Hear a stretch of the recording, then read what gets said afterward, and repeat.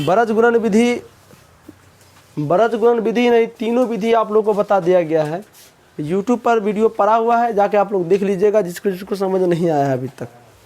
फिलहाल क्वेश्चन है 3.5 के 3.5 का पहला नंबर क्वेश्चन को पढ़ते हैं। सुनिएगा क्वेश्चन क्या बोल रहा है। कुछ फार्मूला भी आप लोगों को याद रखना है। सुनिए क्वेश्चन क्या बोल रहा है।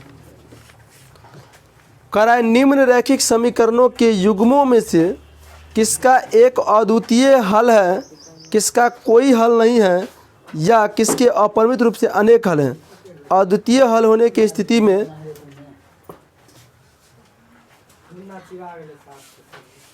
बहुत मारेंगे हम, किसी को भी मार लग सकता है। मारेंगे तो बहुत बढ़िया तरीके से मार उठेंगे। उस स्थिति में बरज गुणन विधि से हल कीजिए। देखो सुनो हमारी बात को। पहला नंबर जो क्वेश्चन बोला है, क्वेश्चन का है कि दो समीकरण दिया गया है आपको। समीकरण ले लेते हैं। देखिए समीकरण क्या है वो देख लीजिए थोड़ा। ये समीकरण है x - 3y - 3 बराबर 0। पहला इक्वेशन है ये। दूसरा है 3x - 9y - 2 बराबर 0।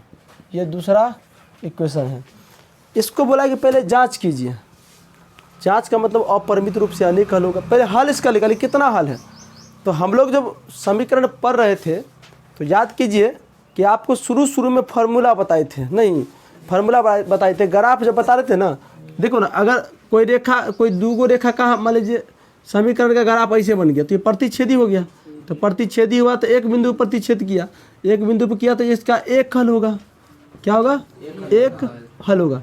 इसका कंडीशन क्या था कि A1/A2 बराबर नहीं होगा B1/B2 का। इसका स्थिति में एक हल होगा। एक हल ही को अद्वितीय हल बोला जाता है। अद्वितीय मतलब कोई दूसरा हल नहीं होगा, मतलब एक हल होगा, मतलब XY का एक मान आ सकता है इसमें। उसके बाद हम लोग क्या पढ़े थे, रेखा पर रेखा चढ़ गया था नहीं, तो ये संपाती हो गया था। तो संपाती का मतलब दो रेखा जब एक पे आ जाता है तो अनंत बिंदु पे काटता है। क्या? अनंत बिंदु पे काटता है। तो अनंत बिंदु पे काटता है तो इसका मतलब इसका अनेक हल होगा। क्या होगा रे? अनेक। इसका कंडीशन क्या था? A1/A2 बराबर B1/B2 बराबर C1/C2। इसका अनेक हल था। क्या था रे?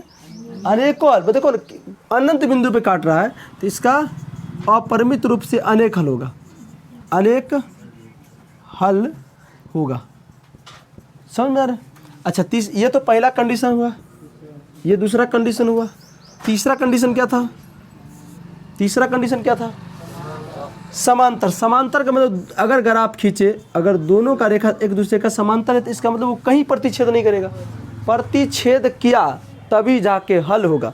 एक बिंदु पर प्रतिच्छेद किया तो एक हल हुआ, अनेक बिंदु पर प्रतिच्छेद किया तो अनेक हल हुआ, एक भी बिंदु पर प्रतिच्छेद नहीं किया तो कोई हल नहीं होगा। क्या होगा? कोई हल नहीं होगा। क्या होगा बुआरे? कोई हल नहीं होगा। इसका क्या हो जाएगा? कोई हल नहीं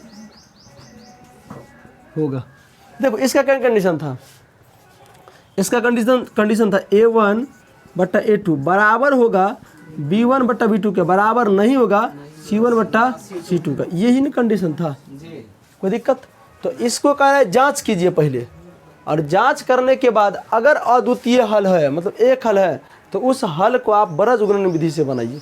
तो हल कर लेते हैं। देखो क्या है ये, यहाँ पर अगर आपको A1 B1 नहीं निकालने का मन है ना, तो इसका बट्टा इसका कीजिए, इसका बट्टा इसका कीजिए, इसका बट्टा इसका कीजिए। समझ में आ रहा है ना? समीकरण 0 अगर रहे तब, बराबर में 0 रहे तब, क्योंकि C का मान बराबर समीकरण 0 होगा तभी C का मान निकलेगा। समझ में आ गया आप लोग को?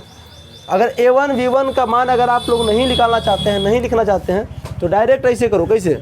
क्या करना है? इसका बट्टा इसका मान कितना होगा?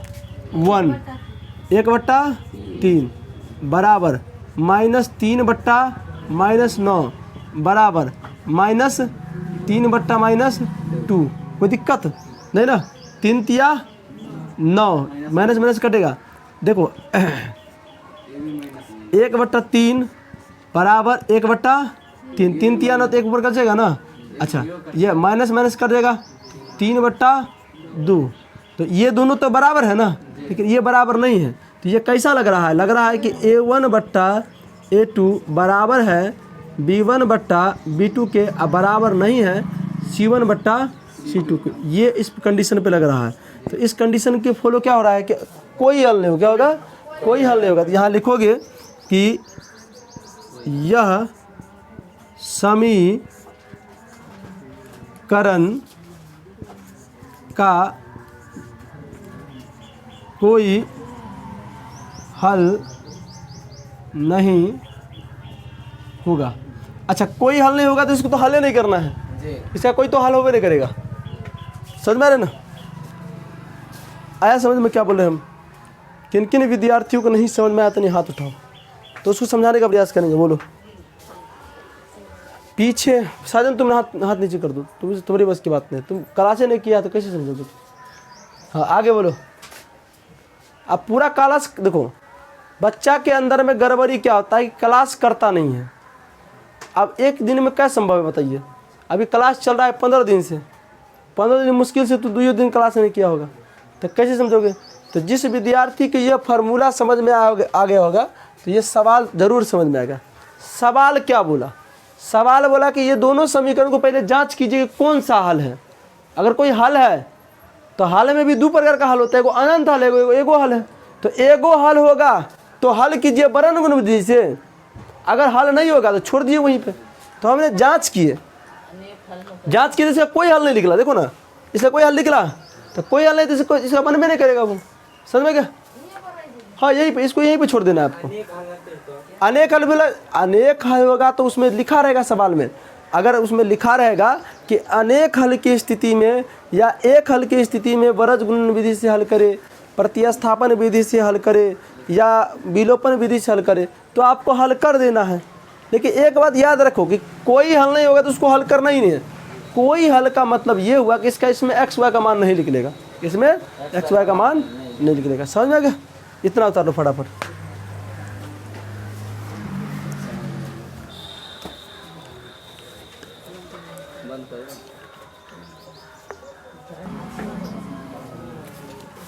ध्यान दो सब बच्चा। 3.5 का पहला क्वेश्चन तो आप लोग देख लिए, उसका कोई हल नहीं था। अब हम लोग दूसरा नंबर क्वेश्चन देखते। क्या नंबर? दूसरा नंबर। देखिए दूसरा नंबर क्वेश्चन क्या है। दूसरा नंबर क्वेश्चन देखिए, 2x + y बराबर 5, 3x + 2y बराबर 8। इस दोनों समीकरण को भी वही हाल करना है जो हाल हम लोग पहला वाला में किए थे। इधर ध्यान दे, फिर से बीच में कोई बात नहीं करेगा। देखो क्या करना है आप लोगों को कि ये दोनों समीकरण को आपको बोला है कि आप पहले इसको जांच कीजिए, क्या इसका हल है। अगर हल है तो हल 2 प्रकार का होता है समीकरण में। एगो अपरिमित रूप से अनेक हल होता है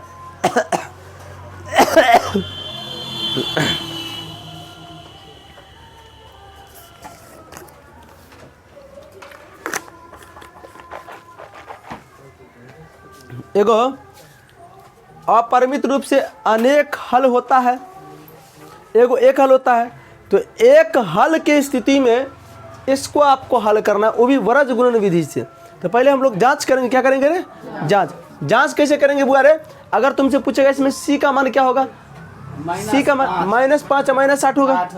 इसमें तो किसी बच्चा को दिक्कत नहीं ना है। चलिए ध्यान दो, आपको क्या करना है, इसका बट्टा इसको कर दो, 2/3 बराबर, नहीं कुछ है तो 1 ले लो, 1/2। अच्छा देखो तो ये दोनों जीवन में कोई बराबर होगा? नहीं होगा। तो यहीं पर बात खत्म हो गई, ये बराबर नहीं हुआ। ये कैसा लग रहा है? ये लग रहा है A1/A2 बराबर नहीं है B1/B2 का। बताओ तो ये कौन समीकरण पर आधारित हो गया? प्रतिच्छेदी नहीं। देखो यह यह 5/8 नहीं के लिए उसको क्या करोगे तुम? सुनो सुनो सुनो सुनो, ये दोनों अगर बराबर हो जाता तब इसके आगे बढ़ेंगे हम। अगर यहीं पे ही बराबर नहीं हुआ तो आगे कभी करेंगे हम। देखो सुनो, बाराती वराती जाता है ना, है अब नाचते गाजते करी मारपीट हो गया तो उसके दरवाजा पर कथी जाएगा? हुमस की खाने के लिए, हुए से भाग जो नहीं रे। जब ये पे इसका विचार नहीं मिला हमको, आगे क्या जाएंगे हम? तो यहाँ पर A1/A2 नहीं है बराबर। कोई दिक्कत, कोई समस्या, कोई तकलीफ? अगर होगा भी तो हम क्या कर सकते हैं? नहीं। चलिए देखो, कुछ विद्यार्थी आज जो है ना धूप के डर से नहीं पढ़ने के लिए, आओ तू पढ़ने के लिए, तो देख रहा है हमको पता है ना, गधा सब नहीं। पढ़ाई लिखाई कौन ये समझ वाला चीज़ है? ये ऑर्केस्ट्रा है, गया ले 500 दे 500। पढ़ाई है, पढ़ाई करो ना। पढ़ाई में तो कष्ट होबे करता है। क्या रे, पढ़ाई में कष्ट नहीं होगा तो कभी में कष्ट होगा? खाना खाने में कष्ट होगा? आज तक अच्छा सुनो, आज तक सुना है कि भोज खाने के लिए उसको कष्ट हो रहा है? नहीं, ढा के चाप देते हैं। पढ़ाई करने में कष्ट होता है, तुम करो ना। चलो इधर ना, इधर ध्यान दो। जितना देर हम बोलते उतना इधर बोला करो, तो बात मार बैठेंगे तो हम। देखो, यह समीकरण का एक हल होगा। कोई दिक्कत? अच्छा होगा तो किस विधि से हल करना है? वर्ज गुणन विधि से। तो वर्ज गुणन विधि से फार्मूला पता है ना क्या करना है? कहाँ से लिखना प्रारंभ करता है? कहाँ से? देखो ना, यहाँ पे लिखोगे, यहाँ सुनो बनाने का तरीका, यहाँ से लिखोगे यह दोनों समीकरण को वर्ज गुणन विधि से हल करने पर। कोई दिक्कत? अच्छा, वर्ज गुणन विधि में देखो आपको करना क्या है, लिखना कैसे है वर्ज गुणन विधि पर? नहीं, ये दिमाग लगा लो। फार्मूला एक्चुअली क्या होता है? फार्मूला क्या होता है, एक बार इधर ध्यान दो। फार्मूला क्या होता है कि B1 B2 C1 C2। अब आओ A1 A2 B1 B2, इसको इससे करवा दो, इसको इससे करवा दो, ये x ला के देगा। क्या? इसको इससे करवाओ, इसके से y ला के देगा, इसको इससे अचर संख्या देगा 1। कोई दिक्कत? सिंपल फार्मूला है। अगर ये नहीं भी जानते हो ना, अगर कोई विद्यार्थी ये नहीं भी जानते हो तो छोड़ो, नहीं जानते हो तो करना क्या है? चलो इधर ध्यान दो। जब कभी भी बात वर्ज गुणन विधि से हल करने को हो ना, देखो अगर वर्ज गुणन विधि से हल करने का हो तो सोचो क्या होगा। सोचो करना क्या है आपको? ये समीकरण दिया हुआ है ना, समीकरण दिया हुआ है ना, तो ध्यान में रहो कि करना क्या है आप लोग को। मिर्ला बहुत मारेंगे तुमको, हम बहुत हंस रहा है तुम। कल का भुला गया क्या रे?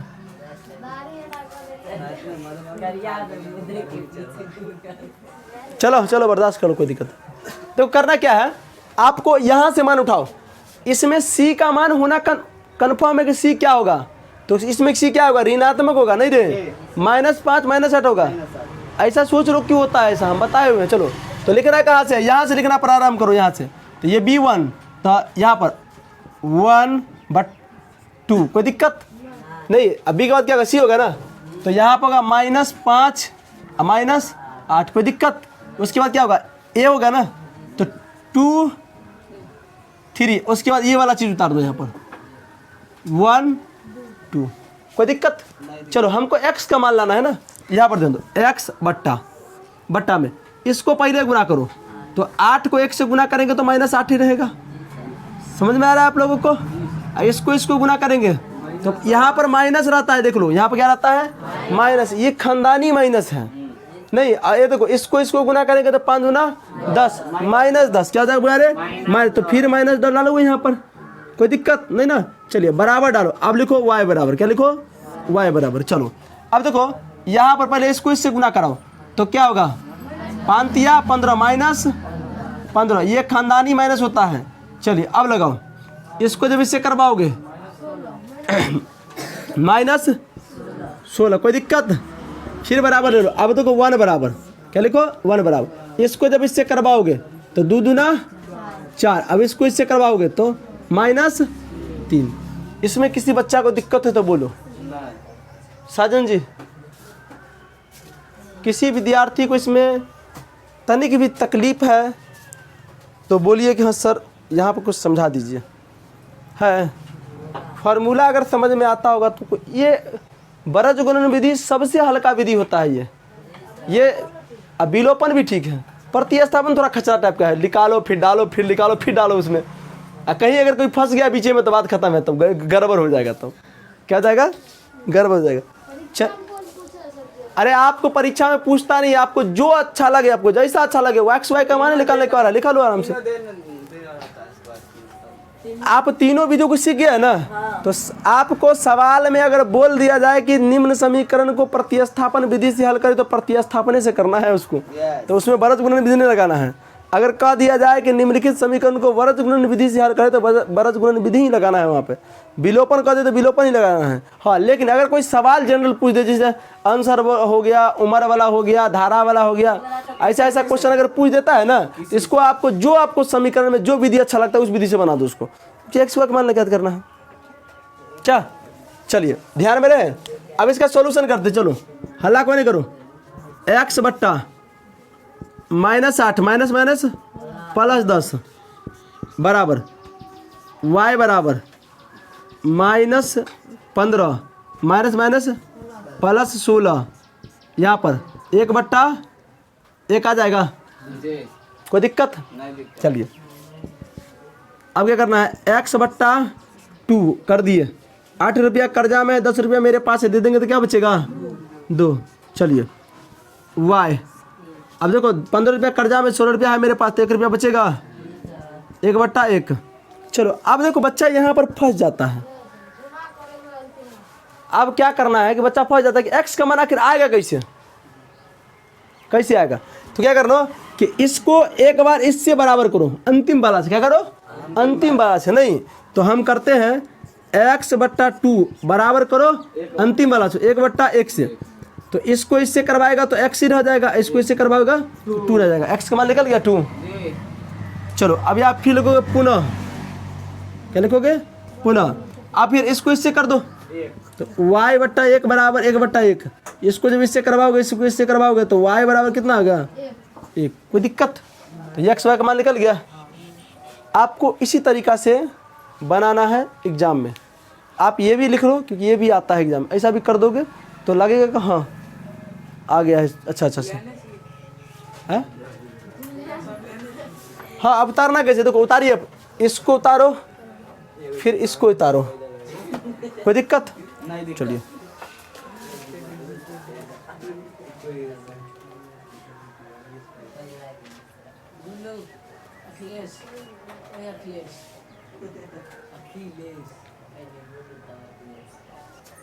चलो ध्यान दो इधर सभी विद्यार्थी। 3.5 के पहला का 2 क्वेश्चन बना दिए, 2 क्वेश्चन बच गया है। आप लोग HW में कर लीजिएगा, समझेगा? HW में कर लीजिएगा। 2 लड़का को मार लग सकता है जिसमें दोनों लड़का है, वो एक व्हाइट शर्ट है, वो काला शर्ट। कह रहे हैं ज़्यादा बतियाने का प्रयास करेगा मुकन फाड़ देंगे हम। चलो ध्यान में। अच्छा इसमें 3.5 के दूसरा नंबर क्वेश्चन बड़ा भी आए हैं। दूसरा का पहला क्वेश्चन पढ़ते हैं, आप लोग को लिखा हुआ कहीं मिलेगा। क्वेश्चन क्या कर रहा है? क्वेश्चन लिखिए दे। चलो क्वेश्चन सुनो, देखो क्वेश्चन कह रहा है कि ए और बी के किन मानों के लिए, ए और बी के किन मानों के लिए निम्न रैखिक समीकरणों के युग्म के अपरिमित रूप से अनेक हल होगा। पहला समीकरण इसके लिए दिया गया है। पहला समीकरण है 2x + 3y = 7। दूसरा दिया गया है a - b × x + a + b y = 3a + b - 2। ये दिया गया। ये दोनों समीकरण में ए बी का मान ज्ञात करना है। सवाल को समझो, इस दोनों समीकरण में से आपको एक्स वाई का मान नहीं ज्ञात करना है, इसमें से ज्ञात करना है ए बी का मान ज्ञात करना है। किसे मान ज्ञात करना है? ए बी का। तो ए बी का मान ज्ञात करना है। और ए बी, ये ए और जो बी है कह रहा है कि किन मानों के ए और जो बी है ये कह रहा है अपरिमित रूप से अनेक हल के लिए, क्या है रे, अपरिमित रूप से अनेक हल होने के लिए। समझ में गया? चलिए, तो आप यहाँ पर ध्यान रहें, अपरिमित रूप से अनेक हल होने के लिए क्या कंडीशन है। अगर कोई दूगो समीकरण दिया हुआ है तो उस दोनों समीकरण को अपरिमित रूप से अनेक हल होने के लिए क्या कंडीशन है, क्या कंडीशन है। तो कंडीशन क्या है, तो तुम कहोगे सर जी कि A1 बट्टा A2 बराबर होगा B1 बट्टा B2 के बराबर होगा C1 बट्टा C2। यही ना अपरिमित रूप से अनेक हल का कंडीशन है। समझ में आ रहा है ना? अगर हम यहाँ पे काट देंगे इसको, ये कौन कंडीशन फॉलो कर लिया, कोई हल नहीं होगा। समझे ना? समांतर रेखा के लिए हो गया। समझ में आ रहा है आप लोग को? इतना बात को आप लोग को याद रखना है। लेकिन चलिए इधर ध्यान दो, ये सवाल एग्जाम में पूछने लायक क्वेश्चन है, हम VBI कर देते हैं। जब कभी भी 3.5 बनाओगे तो इस सवाल को जरूर बनाना तुम, क्योंकि एग्जाम में ये क्वेश्चन अक्सर पूछता है 5 नंबर में। क्या नंबर में? सुनो, पहले सोचो कि इसमें ABC का मान क्या होगा, नहीं बोलोगे ना? तो यहाँ पर इसको लिखना जरूरी है। अगर A1 का वैल्यू पूछे तो ये पहला कंडीशन है और ये दूसरा समीकरण है। चलो, A1 का वैल्यू कोई बता बच्चा, तो 2 होगा, B1 का 3 और C1 का -7। Very good. अच्छा देखो, हमने क्या बताए थे, X के साथ जो जुड़ा रहेगा वो A का मान होता है, नहीं, और Y के साथ जो जुड़ा रहता है वो B का मान होता है। जो किसी के साथ नहीं जुड़ा होता वो C का मान रहता है। देखो यहाँ पर दिमाग लगाओ, यहाँ पर X के साथ क्या जुड़ा हुआ है, A माइनस B। तो यहाँ पर दिमाग लगाना है कि A2 का जो वैल्यू होगा वो A माइनस B हो जाएगा। किसी बच्चा को कोई दिक्कत? चलिए, अगर हमने पूछे B2 का वैल्यू तो Y के साथ क्या जुड़ा हुआ है, A प्लस B जुटा हुआ है। कोई दिक्कत? नहीं ना? चलिए, अब देखो यहाँ पर तुमसे पूछेगा C2 का वैल्यू क्या होगा, -3A। नहीं, ये टोटल मान, इधर ध्यान दो, ये जितना है सब मान C का है। तो यहाँ पर पहले लगाओ माइनस, क्या लगाओ, माइनस, ब्रैकेट डालो, उसके बाद 3A प्लस B -2, ये हुआ C2 का मान, ये हो गया C2 का मान। समझ में आ रहा है आप लोग को क्या बोल रहे हैं हम? समझ में आ रहा है आप लोग को क्या बोल रहे हैं हम? किसी को तकलीफ इसमें कुछ चीज़ का नहीं ना? आगे बढ़े हम लोग, समझे? देखो, अब तुमको सवाल में बोला है कि जो A और B है ना, इस AB के लिए ना अपरिमित रूप से अनेक हल होने का कंडीशन फॉलो होता है। अपरिमित रूप से अनेक हल होने का कंडीशन फॉलो होता है। इसका मतलब है कि यहाँ लिखोगे, यहाँ लिखोगे अपरिमित रूप से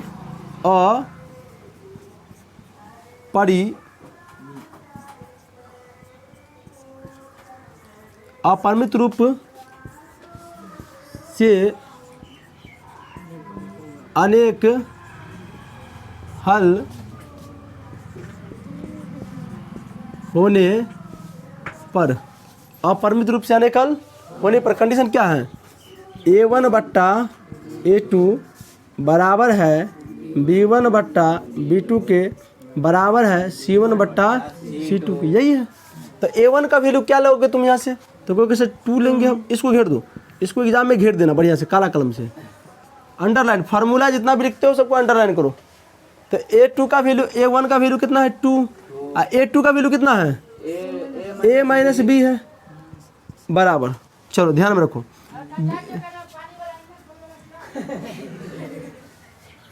अच्छा B1 का वैल्यू कितना है, तो 3, और B2 का वैल्यू A प्लस B। चलिए, C2 का वैल्यू, C1 का वैल्यू पहले बोलो, -7, उसके बाद C2 का -3A प्लस B -2। इसमें किसी बच्चा को दिक्कत है तो बोलो। हमने इस सब मान को इस पे रखे हैं। A1 का वैल्यू यहाँ से लिए, A2 का वैल्यू यहाँ से लिए, B1 का वैल्यू यहाँ से लिए, B2 का वैल्यू यहाँ से लिए, C1 का वैल्यू यहाँ से लिए, और C2 का वैल्यू यहाँ से लिए। इसमें किसी बच्चा को दिक्कत है तो बोलो, सॉल्यूशन करें। अच्छा सुनो, सॉल्यूशन हम लोग कैसे करते थे, एक्स का मान कैसे निकालते थे? सोचो, एक्स का वैल्यू कैसे निकालते थे हम लोग? हम लोग क्या करते थे कि इस वाला मान को इस वाला मान को बराबर करते थे और फिर इस वाला मान को इसके बराबर करते थे। समझ में आ रहा है आप लोग को? थोड़ा लंबा क्वेश्चन जाएगा ये, समझ में आ गया? ये लंबा जाएगा। देखो तो हम लोग क्या करेंगे बारी बारी से, यहाँ से 2/a माइनस बी बराबर करेंगे हम। अच्छा माइनस माइनस काट दो, कोई दिक्कत नहीं है। तो 7/3a प्लस बी माइनस 2, यही है, यही ना है? तो क्या करेंगे हम, इधर ध्यान दो, हम लोग क्या करेंगे कि इसको इससे गुना करवा देंगे, इसको इससे गुना करवा देंगे। देखो ये गौर से देखो, ये अगर ये नहीं समझोगे तो गड़बड़ा जाओगे, पीछे वाला को नहीं समझ में आता तो खड़ा हो जाओ, आराम से खड़ा हो जाओ। चलो देखो यहाँ पे, देखो बुआ, इसको जब इससे करवाओगे तुम तो दिमाग लगाओ, ये दो इस सब को सबसे 2 से गुना हो जाएगा नहीं, तो यहाँ 3 है जिसका मतलब 3a हो जाएगा प्लस यहाँ पर b है तो 2b हो जाएगा, यहाँ पर -2 है तो -4 बराबर, तो बराबर दिया हुआ है। अब इसको इससे गुना करवाओगे देखो, तो यहाँ पर 7a माइनस 7b, इसमें किसी बच्चा को दिक्कत नहीं ना? चलिए अब दिमाग लगाओ, ए बी वाला को एक साथ ले आओ और जो किसी के साथ नहीं जुड़ा उसको एक साथ ले आओ, अक्षर वाला को, कोई दिक्कत नहीं ना? यहाँ पर दिमाग लगाओ, यहाँ पर 6a प्लस 2b, अच्छा इसको उठा कर इधर लागो तो क्या हो जाएगा -7a प्लस 7b, और इसको उठा कर उधर ले जाओगे तो +4। इसमें किसी बच्चा को दिक्कत नहीं? चलिए एक स्टेप यहाँ पे ले लेते हैं।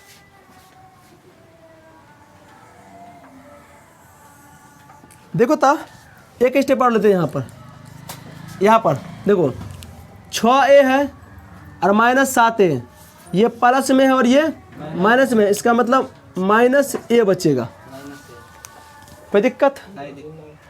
चलो यहाँ पर 7 गो बी है, यहाँ पर 2 गो बी, दोनों प्लस में है ना, तो प्लस 9b बराबर 4, इसको पहला इक्वेशन मानिए।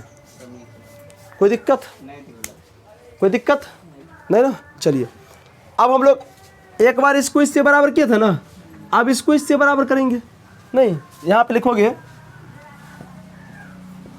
पुनः क्या करना है आपको, 3/a प्लस b बराबर जो है 7/3a प्लस b माइनस 2, यही ना है? एक बार देख लो तो इसमें गड़बड़ी कहीं हो क्या गुनाह करने में? नहीं गड़बड़ी हुआ। 3 दूना 6, 2 -4, ये हो जाएगा, इधर आएगा माइनस में हो जाएगा, प्लस में हो जाएगा। ठीक है सर जी, चलो ठीक है।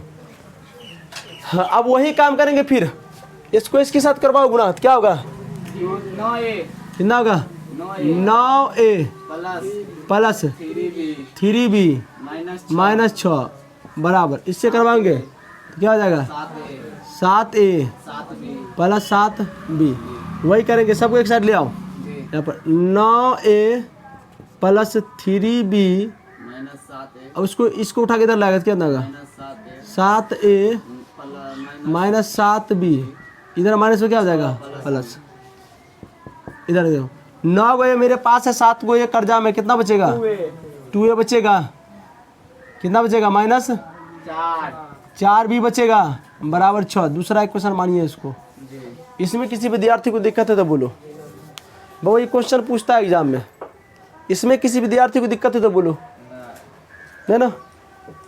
कुछ नहीं किया, सॉल्यूशन करते जा रहे हैं हम लोग, जहाँ पे जो प्रक्रिया लगाना है लगाते चल जा रहे हैं। आगे बढ़े, अब ए बी का मान निकालना है, माना कैसे, आगे बढ़े हम लोग।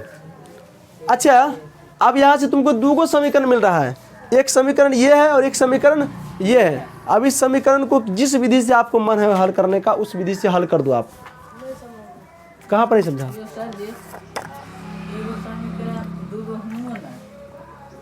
ये अब इसको भूल जाओ तुम, सॉल्यूशन करके भले इसको भूल जाओ तुम। अब इस पे काम करो, हमको ए बी का नाम मैंने करना है। हाँ मुरला कहाँ नहीं समझा? ये समझा, ये समझा, ये समझा।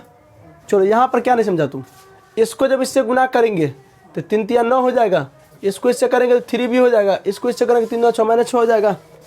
अब इधर वाला पार्ट कहाँ से आया ना, तो इसको जब गुना करेंगे इससे इसको करेंगे तो 7a हो जाएगा प्लस 7b हो जाएगा। आ गया समझ में? अब जो क्या गया है, इस वाला पार्ट को तो यही छोड़ दिया है, इधर वाला पार्ट को इधर उठा के लाए, जो समान मिलने वाला है। इधर भी ए है, इधर भी है, इधर भी बी है, इधर भी बी है, सबको एक साइड ले आए। अब बिना ए बी वाला उधर लेके चल गए, यहाँ प्लस यहाँ माइनस यहाँ प्लस हो जाएगा। देख रहे हो 9a है, ये उतार लिए उधर से लाए तो -7a हो गया, उधर से लाए -7b हो गया। 9a मेरे पास है और 7a कर्जा में घटेगा तो 2a बचेगा मेरे पास। ये घटेगा कितना, -4b बचेगा, बराबर 6 हो जाएगा। चलो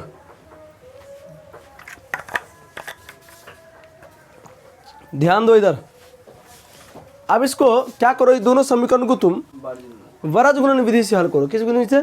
वरज गुणन विधि से। चलिए यहां से लिखोगे समीकरण 1 तथा समीकरण 2 को वरज गुणन विधि से हल करने पर। देखो वरज गुणन विधि में क्या करना है आप लोग को, आप लोग को बताए थे ना, बीच वाला मान को लिखो पहले। तो एगो मान बीच में कौन है, ये है नहीं, तो यहाँ पर क्या हो जाएगा, बी छोड़ दो ना, b1 बट्टा b2 c1 बट्टा c2 a1 बट्टा a2 फिर b1 बट्टा b2। तो यहाँ पर ये b का वैल्यू है ना, ये हो जाएगा 9, अब बट्टा क्या हो जाएगा -4b। अरे -4b कहाँ था, हाँ -4। कोई दिक्कत? नहीं दिक्कत। चलो अब लाते हैं हम लोग क्या, c1 का ना, c1 यहाँ पर देखो, यहाँ c4 नहीं -4 होगा, -4 क्या हो जाएगा, -4। -4 क्यों, यहाँ पर देखो ना, यहाँ +4 तो वहाँ जाके -4 हो जाएगा, -6। अब हमको a1 का मान लेना है ना, यहाँ पर -1,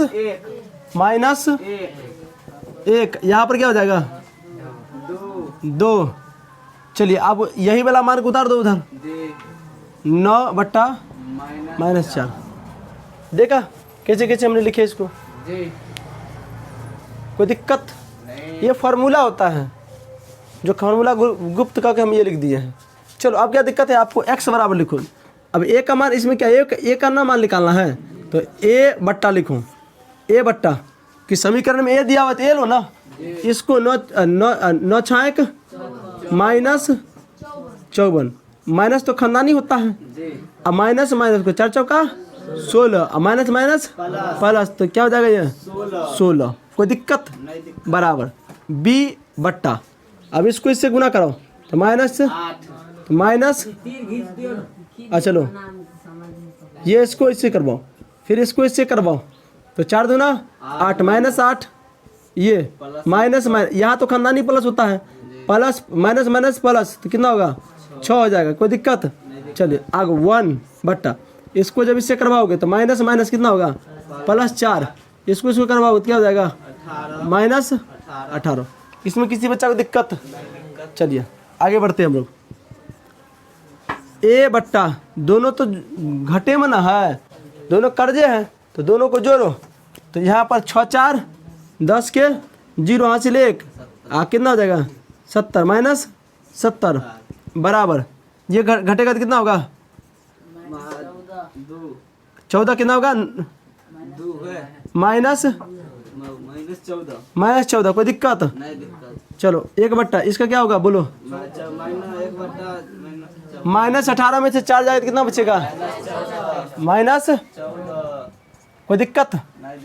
चलिए अब क्या करना है श्री संत, अब इसको एक बार इसके बराबर करो, फिर इसको इसके बराबर करो। देखो तो a बट्टा -70 बराबर 1 बट्टा -14। कोई दिक्कत? माइनस में बचेगा,